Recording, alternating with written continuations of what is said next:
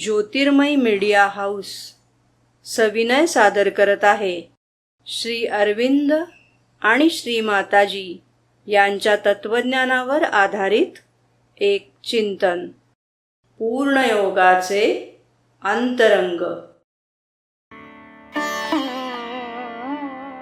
नमस्कार.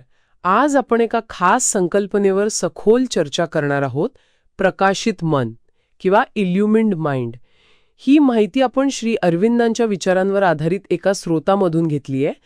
प्रकाशित मन ही आपल्या नेहमीच्या मानसिक पातळीच्या वरची म्हणजे डोक्याच्याही वर अनुभवली जाणारी एक चेतना पातळी आहे. आणि गंमत म्हणजे साधनेतून इथे पोचता येतं. एवढंच नाही तर आपलं रोजचं जीवनसुद्धा या पातळीवरून जगता येऊ शकतं.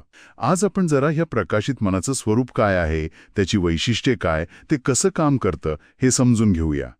यासाठी आपण श्री अरविंदांचं एक पत्र आणि त्यांचं दिव्य जीवन म्हणजे लाईफ डिवाइन या ग्रंथातला काही भाग वापरणार आहोत. तर मग सुरुवातच ह्या प्रश्नाने करूया की उच्च मन आणि हे प्रकाशित मन यात नेमका फरक काय आहे. कारण श्री अरविंदांनी म्हटलंय की ज्ञानाचं मूळ स्वरूप ते सगळ्या वरच्या पातळ्यांवर सारखंच असतं, पण उच्च मनावर त्याला विचारांचं आणि शब्दांचं रूप मिळतं. हे आपण मागच्या वेळेस पाहिलं होतं. अगदी बरोबर. प्रकाशित मनामध्ये काय होतं की एक वेगळ्याच प्रकारचा प्रकाश, एक ऊर्जा आणि ज्ञानाचा आनंद जाणवायला लागतो. आणि हा आनंद जसजसा आपण वरच्या पातळ्यांवर जातो तसतसा तो अधिक तीव्र होत जातो. अच्छा. हा जो प्रकाश आहे तो सत्याचा किंवा आत्म्याचा प्रकाश म्हणता येईल, ज्यामुळे आपलं मन एकदम उजळून निघतं. हा काही आपल्या नेहमीच्या दिव्याच्या प्रकाशासारखा जड नाहीये. तो अधिक प्रवाही म्हणजे लिक्विड आणि सर्जनशील, क्रिएटिव्ह आहे. हा प्रकाशातला फरक जरा अजून स्पष्ट करता येईल का? म्हणजे उच्च मनाचा प्रकाश आणि हा प्रकाशित मनाचा प्रकाश. असं म्हणतात की उच्च मनाचा प्रकाश हा स्वच्छ सूर्यप्रकाशासारखा असतो. कल्पना करणंही कठीण आहे. हो ना. आणि ह्यामुळेच एक महत्वाचा फरक पडतो. उच्च मनाच्या पातळीवर विचारक म्हणजे थिंकर महत्वाचा असतो, पण प्रकाशित मनाच्या पातळीवर सीयर जो अंतर्दृष्टीने पाहतो तो महत्वाचा ठरतो, म्हणजे पाहणारा. हो. इथे विचारांपेक्षा दर्शन किंवा विजन म्हणजे सत्याचा प्रत्यक्ष अनुभव ह्याला जास्त महत्व आहे. उदाहरण द्यायचं झालं तर श्री माताजींनी भारताच्या स्वातंत्र्याबद्दल किंवा पुढे येणाऱ्या बांगलादेश युद्धाच्या धोक्याबद्दल आधीच जे पाहिलं होतं ते याच अंतर्दृष्टीने. ते विचार नव्हते, ते दर्शन होतं. म्हणजे विचाराने आपल्याला सत्याची फक्त एक प्रतिमा, एक इमेज मिळते.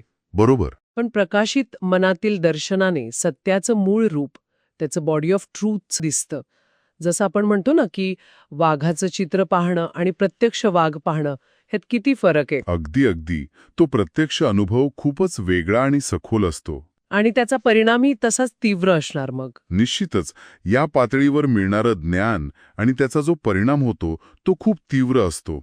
उच्च मनातून जे परिवर्तन होतं ते जरा संथ गतीने होतं, पण प्रकाशित मनातून होणारं परिवर्तन खूप जलद, म्हणजे जणू विजेचा धक्का बसावा तसं होऊ शकतं. अशी उदाहरणं आहेत की श्री अरविंदांचं एखादं वाक्य वाचून कुणाच्या तरी आयुष्यात एकदम आमूलाग्र बदल घडला. अरे बापरे. पण एक गोष्ट लक्षात घ्यायला हवी, हा प्रकाश सुरुवातीला थोडासा काय म्हणू डायल्युटेड किंवा विरळ आणि विखुरलेला असू शकतो, कारण तो खाली येताना साधकाच्या स्वतःच्या मन, प्राण आणि शरीराच्या अपूर्णतेमध्ये मिसळतो. अच्छा. म्हणूनच तयारीची गरज असते म्हणायचं. तयारी खूप महत्वाची आहे. म्हणूनच श्री अरविंद म्हणतात की हे जे उच्च ज्ञान आहे ते प्रकाशित मनाच्या पातळीवर थांबून राहतं. ते साधकाची तयारी होईपर्यंत वाट पाहतं आणि मग त्याला वर खेचायला मदत करतं. जशी विहिरीतून दोरीने बादली ओढतात तसं काहीसं. म्हणजे थोडक्यात काय तर प्रकाशित मन ही काही अंतिम पातळी नाही. नाही, अजिबात नाही. हा एक महत्वाचा टप्पा आहे फक्त. हो, अगदी. हे एक मधलं प्रतल आहे, एक इंटरमिडिएट प्लेन, जे आपल्याला पुढच्या अजून उच्च पातळीसाठी तयार करतं, खुलं करतं. ही एक संक्रमणाची स्थिती आहे जी आपल्याला उच्चतर चेतनेकडे नेते. तर आजच्या या चर्चेतून आपण काय पाहिलं? तीव्र प्रकाशानुभव, सत्याचं थेट दर्शन आणि जलद परिवर्तनाची क्षमता देणारी चेतनेची एक अत्यंत महत्वाची पातळी. इथे विचार करणं मागे पडतं आणि थेट पाहणं सुरू होतं. बरोबर. आणि साधनेमधला हा एक खूप महत्वाचा टप्पा आहे जो आपल्याला आणखी उच्च सत्याकडे घेऊन जातो. जाता जाता एक विचार मनात येतोय, आपल्या रोजच्या आयुष्यात कधीतरी असे अंतर्दृष्टीचे क्षण येतात का? किंवा अचानक काहीतरी चमकून गेल्यासारखं वाटतं. ते क्षण कदाचित ह्या प्रकाशित मनाचेच अंश असू शकतील का? ह्यावर विचार करायला हरकत नाही. नक्कीच. धन्यवाद.